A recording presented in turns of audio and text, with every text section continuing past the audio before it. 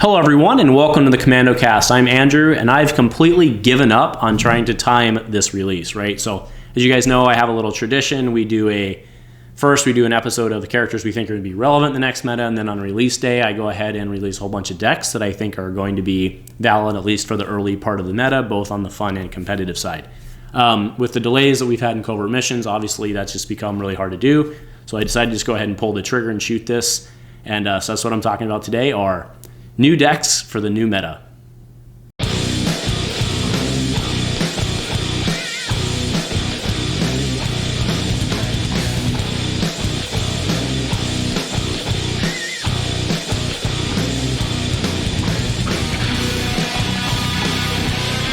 All right, guys, so I have a total of 12 decks. That's right, 12 decks that we're going to go through today. Now, in order to make this not an hour-long cast, I have my trusty timer here, so actually I'm going to limit myself to 2 minutes max on each one of these decks.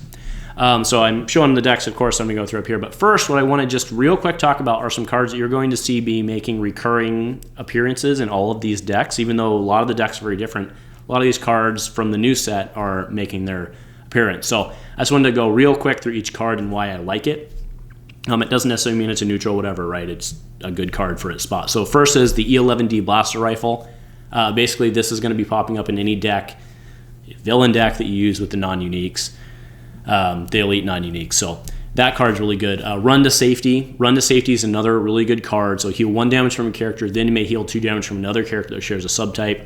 There's no lack of that around, right? Obviously, this is fundamentally a Wiki card to be played with Valorous Tribe because you can kind of move it around and then get some huge value out of it. But there's Specters, there's Leaders, there's Troopers. We're at no limit of this finding 2 pairs. It's a really good card, and it's actually almost the counter to Chain Lightning, which we saw in the previous set. Next is Under Fire. I do think Under Fire probably functionally becomes the new best defense, at least for the time being. Deal 1 damage to a red character you control, remove a die. I just think it's a little more functional and a less penalizing best defense. Next is Dangerous Escape. Discard all downgrades on a character, deal damage to that character equal to the number of downgrades discarded this way. This is massively huge to get value out of those bounties, because one of the problems we've had with bounties is they don't really clog your hand because you can play them, but they clog your deck and they take up valuable removal slots.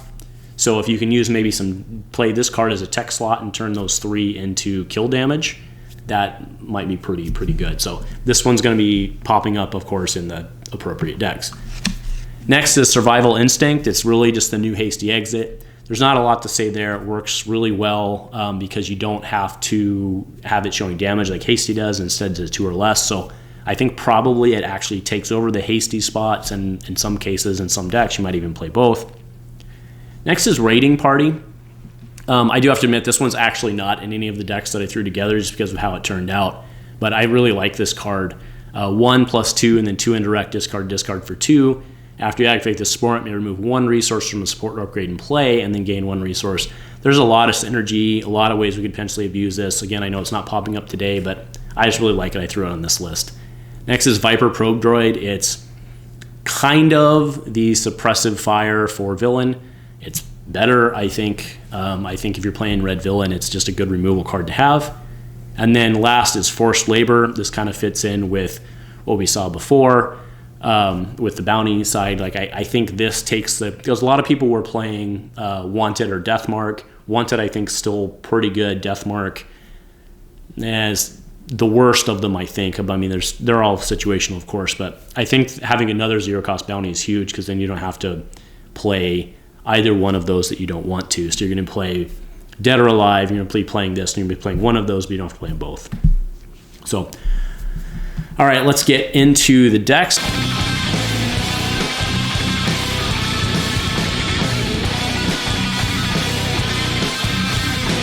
All right, 2 minutes. So first is the Muddy Trandoshan. So I actually did kind of an episode on this, so hopefully this one will go through pretty quick. But what I'm showing here is the list. So I'm playing 2 A300s, 2 Donderbus, 2 E11Ds. That's the new gun with redeploy that you get the money out of, and then a Riot Shield. Playing 6 downgrades to try to trigger that Trandoshan ability. On the events, we have 2 Sinister Peace, 1 Dangerous Escape. That's to help try to just put some damage in at the end for the kill. It's effectively like an arm to the teeth or something like that for that in-game kill. Playing 2 Entangles, we have 2 yellow characters here.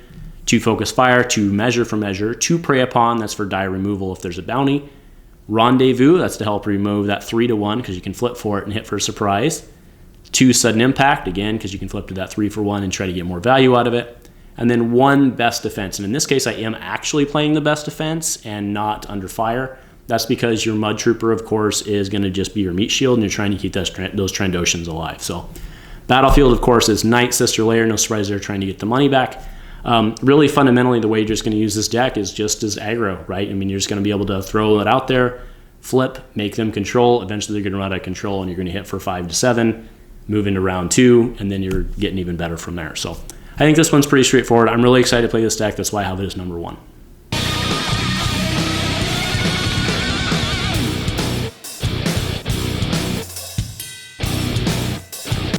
All right, next up is 5 Die Specter, and this version is the 1-3-6 version, so this is Kanan, Chopper, and Ezra. I'm actually going out on a limb here, and I'm actually playing Military Camp just to try to get a little extra speed.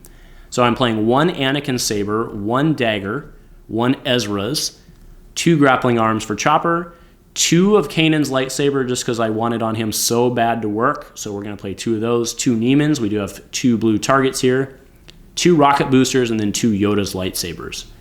From the event package, there's no supports. For the event package, we have Beguile, 2 Easy Pickings, 1 EMP, 1 Ewok Ambush. The only reason there's 1 is because we only have one die character, and it's Chopper. 1 Flee the Scene, 2 Motives, 2 Indifferent, and I think that's a mistake. That's actually supposed to be Instigate, so that Indifferent is supposed to be Instigate. Indifferent removes a die if you spot a neutral. We have no neutrals. That is supposed to be Instigate, my mistake. I have 2 Lothcats, 2 Near Miss, because we have 3 guys that share the same, 2 Pacify, and then 1 Vandalize. So the reason I chose to run Chopper single die here is because there's a lot of the spot yellows that we're trying to get out of him. So you don't necessarily want, you kind of want to feint and have them not be the target. I think with 2 dice on him, Kanan's going to be the target, so I think you can make an argument for running double die Chopper, single Kanan, so that you can Ewok ambush out. If that's the case, I think you want to go another Ewok ambush just to try to get it earlier, because him with his lightsaber Ewok ambush is gross.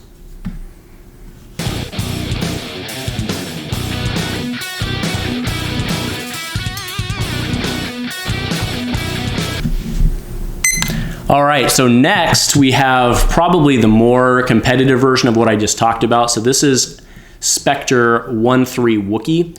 So this is Chopper single die, Kanan double die, and then Kashyyyk Warrior 1 die. And I'm actually running it with the tribes. You can also run this as a 5 die version because all these guys are 3 costs, so you can give 3 costs for the die. So you could give it to the Wookiee, probably giving it to the Wookiee and making Chopper your single for the same argument I made before, which is just because of the yellow, you want to try and make him not the target. Also because he's your ramp engine. Instead, though, I did go with Valorous Tribe. I just like the healing here. Because remember, you have to do a spot the Wookiee to get the healing. You can move stuff around. So as far as the upgrade package, it looks very similar to what we had before. 1 Dagger, 1 Ezra's, 2 Grappling Arms, 2 Kanans. I ran a Rey's in this case instead of Anakin's. 2 Riot Shields because it brings red to the table, so that's great. Riot Shield, Salvage Arm, and then Yoda's Lightsaber. The event package does look significantly different, but again, that's just because of red. Remember, the Kashyyyk Warrior is a trooper, so we can run measure for measure, which is huge. So we have 2 Pickens, 2 Ambushes in this case, because we have 2 1s, 2 Field Medics, 1 Flee the Scene, 2 Motives, 2 Instigates, got it right this time, 2 Lothcats, 2 Measures, and 2 Pacifies. So there's not a lot of, in-depth tech in there, right? It's just pretty much straight up good stuff. So I think this one looks real good.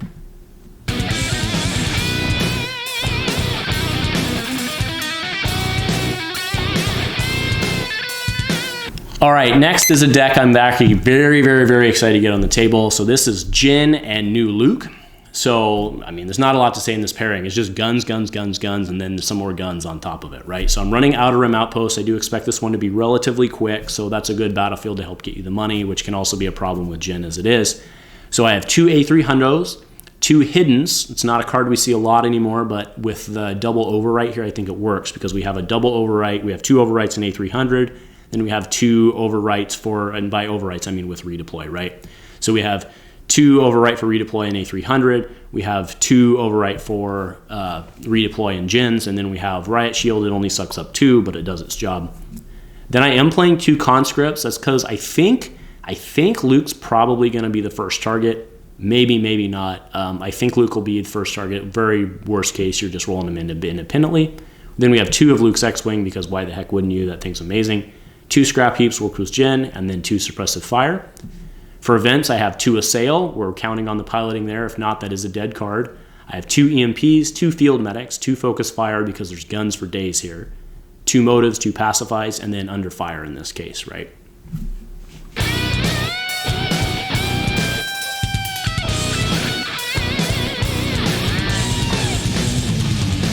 All right, next deck is actually one that we've seen, or not that we've seen, I've played some and actually gotten on video as playtesting. So this is Boba Ventress. I'm actually also very excited about this. One of the first ones I dialed in when I saw Boba, who I'm very excited about.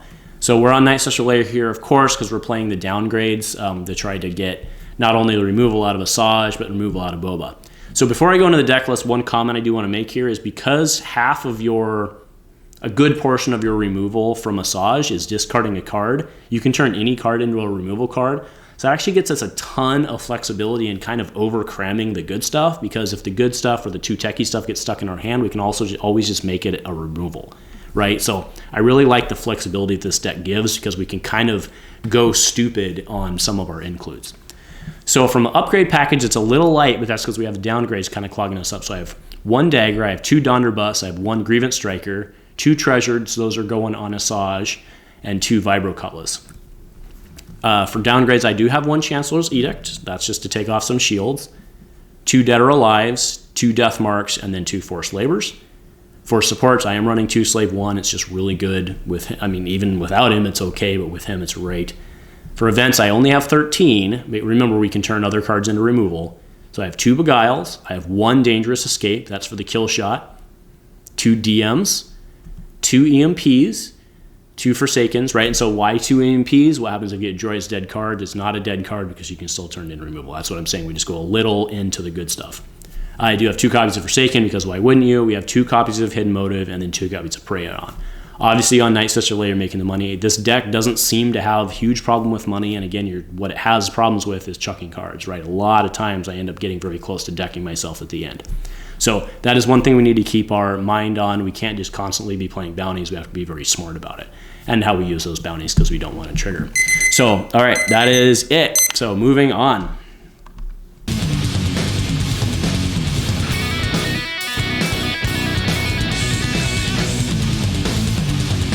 All right, next deck is Thrawn Praetorian. So I've actually played several games with this that I've recorded. I do need a lot of practice remembering to hit my Thrawn triggers, that's for sure, right? But I think this deck has a lot of potential. I really like the Praetorian Guard. So I'm running, for upgrade package, running 2 Admirals, 1 Dagger, 2 Dark Councils, 2 Heirloom Lightsabers. Those will be going on the Guard, of course. 2 Masterminds, 2 Quicksilver Batons. Works great with Thrawn, especially with his focus. And then 2 Treasures. That's also really just for the card draw.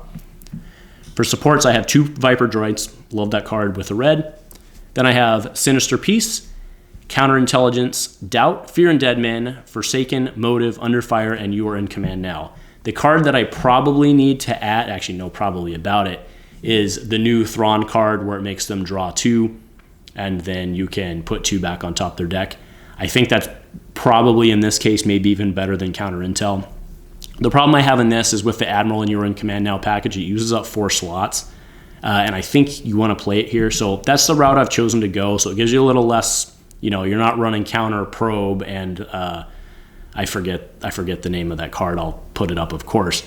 But so you have to tech that in somewhere. But at some point, there's just too much hand control and you have to draw the line somewhere. So I wanted to go with the Admiral package. I can certainly see an argument for just more of a control-y package as well.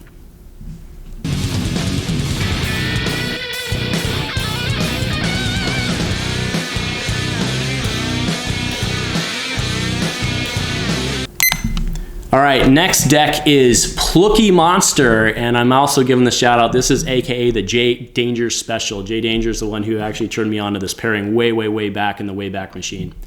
So I wanted to make sure you got a shout out there. So this one I've also done, at least I think just one playthrough. The Wookiees as themselves as a damage engine really just disappoints me. I think they're really just best as a support character.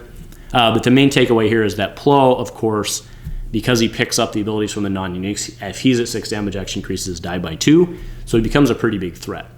So what we're running is 1 dagger, 1 Ezra's, 1 Rey's, 2 riot shields, 2 treasures, and 2 Yodas. And actually, I believe that in the deck I ended up building, I actually swapped out the treasures for a Jedi. I am playing 2 Wiki protection to try to get Guardian out there on the table. 1 beguile, 2 EMPs, 2 field medics, 2 first aids because you're trying to take the hits, 2 motives, 2 measure for measures because they're troopers, 2 pacifies, and then 2 run to safeties, 2 under fire, and 2 Wookiee rage, right? So you should be able to kind of at least try to spread your damage around a little bit, get those guys to the magic 6 and be able to hit.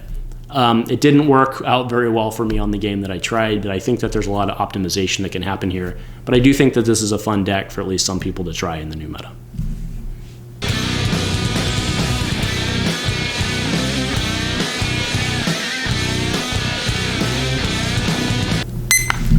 All right, this deck is one I am excited about playing.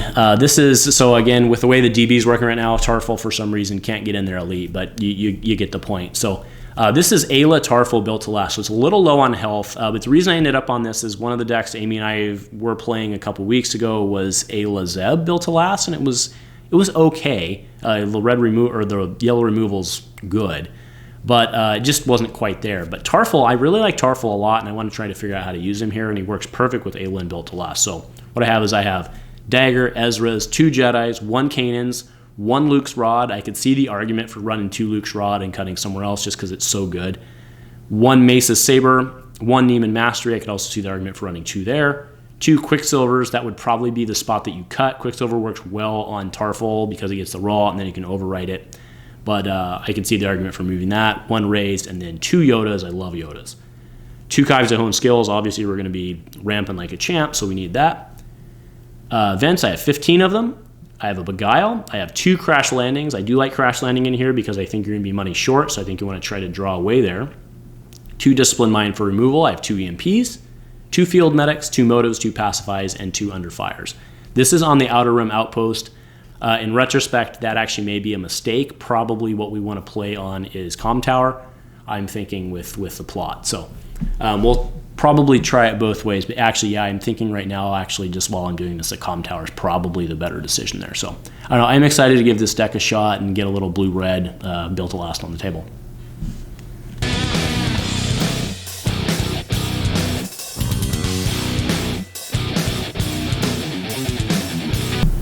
All right, next deck is Mace Wookiee Tribe. So this is very similar to the deck that we just saw with Ayla Tarful. You don't get the redeploy, but really the big idea here is that you're loading up Mace while just taking the damage away from him with the Wookiee. So Mace is 16, and then the Elite Wookiee at 11 lets you play Valor's Tribe with him, so it almost immediately erases the advantage that Tarful would bring to the table with that 1 extra health because you can heal, assuming you're taking damage that first round. So the upgrade package is really pretty straightforward here. Dagger, Ezra's, Jedi, Quicksilver, Rey's, Riot Shield, and Yoda's Lightsaber. Really the only thing you're throwing probably not on Mace is the Riot Shield. For events, Mace is going to be generating a lot of shields is what he does. Remember, he goes and he pulls those upgrades, so he makes a lot of shield. So I'm playing 1 Ataru, 1 Beguile, playing 1 Conflicted just because it has to go on Mace. 2 Crash Landings, again, that's a 0 cost, it'll just suck up damage and move it over the Warrior. 2 Disciplined Mines, 2 EMPs, 2 Field Medics, 2 First Aids. First Aid is a great play because you can make sure that the Wookiee's the one taking damage, because remember, you can move up to 2, so move up to 2, and then you can heal it. First turn, you can heal 4, maybe you're not going to get that off, but still, it's worth the 2 on the red character, so it's effectively a Field Medic for your table. 2 Motives, 2 Pacifies, and then 2 Under Fires. Again, you don't have any problem throwing that 1 damage into the Wookiee. It's basically a best defense for hero in this case. Okay, I am playing Theed here. The reason I think Theed's the right answer is because the Kashyyyk Warriors dice aren't great, right? Nothing feels worse than getting that 2-for-1 on the table when you already played a 2 cost with Mace. So I think that's fine. It'll help you ramp a little bit. I don't know. I'm excited to get this one out there. I think it's going to be a little more dirtily and a little more control-y. But I think this one might be okay. The one thing I could see trying to do better is maybe even playing some bigger upgrades, maybe even go Admiral, something like that, just to try to make Mace worth it. All right.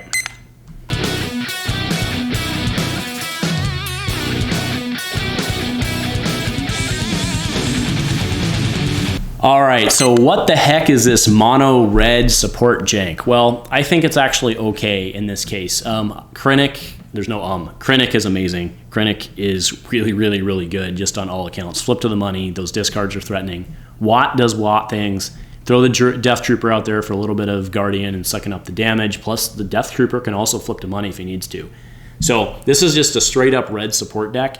The big play in here, of course, is TIE Bomber or Duchess or something like that with Watt. Could you imagine? And you've got a lot of focus in here too, right? So can you imagine getting TIE Bomber off twice first round? That's pretty devastating.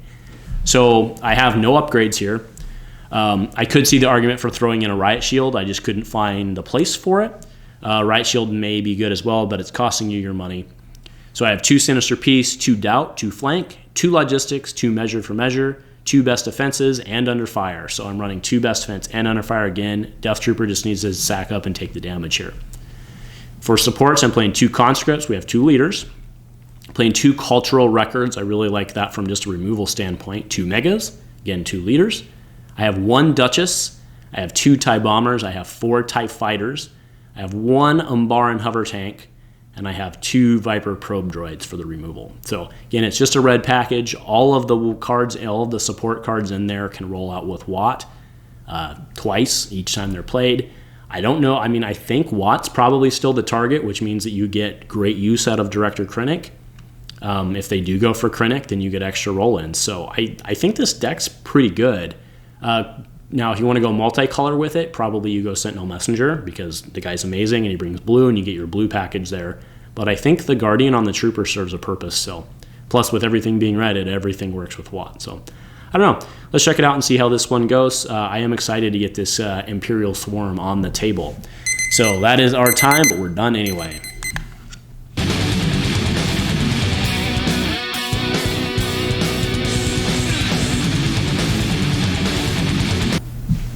All right, this next deck is no secret. Everybody's been talking about this forever, and it even got better with the final clarification on Slave 1. But this is Boba and Jenga. So I'm actually pairing them with Perilous Escapade. You could also go with the plot that lets you remove a Bounty Hunter die to deal an unblockable. That's also very valid. I don't like that one has to have 3 bounties on to trigger for its second ability. But an unblockable by removing the die doesn't suck either. I just thought that with the amount that we're playing, that Perilous Escapade brings something to the table. So this is just a guns and equipment deck. Like, there's not a lot to it here. There's a lot of ways you could go, a lot of different includes you could do. I'm playing 2 Armor Plating, 2 Boba's Wrist Laser. That's probably going on Django, though. 2 Bounty Masks, because why not? 2 Gauntlet Rockets that can go on either one of your guys. It's always a huge problem with Django is that has to go on him. Now it can go on multiple targets. Then 2 Vibro Cutlass because you're playing yellow, and why the heck not? Downgrades are Dead or Alive, Enticing Reward, Forced Labor. We are in Night Sister Lair, by the way, for the money. Not that we probably need it with Django, but we do want Slave 1. We want 2 of him. That's so critical to getting on the board. Again, with piloting, that means they can each roll in and deal a damage. That's massive. 12 events, which is a little low, but I'm playing 1 Dangerous Escape. Again, that's the kill shot card. 1 DM, because it's all we have room for. 2 Doubts. 2 Electroshocks. You don't have to worry about the spot yellow, so we're playing Electroshock. We're playing 2 Entangles. We are playing Prey Upon because we're dropping bounties. And then I have, as my tech slot, I have 2 Reversals. Again, that's spot yellow. I think we're going to be able to make the money to pay for it, but removing their die and hitting them for that die I think is pretty big. So this is the version I have. I know there's a ton of different versions flying out there. I can promise you somebody's going to be running Boba Django in your local. It's absolutely going to happen. So either you run it and have fun or be prepared to see it, but this deck is definitely going to be around.